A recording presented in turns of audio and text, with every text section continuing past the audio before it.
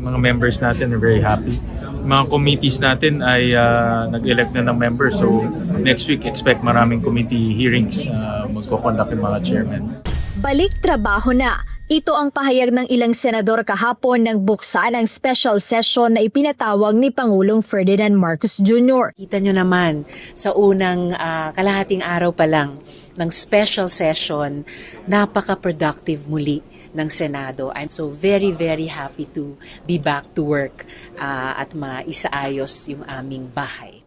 Siyempre, mabuti na rin para we can start working as we have shown we have buckled down to work and sponsored and even passed several measures. Hopefully, sana tapos na yung gulo, makapagtrabaho na tayo, makapagserbisyo na tayo.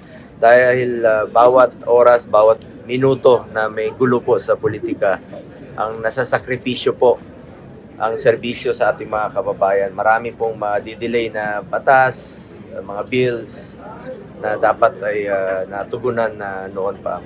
Halos isang buwan rin po ang nasayang sa gulo dito sa Senado.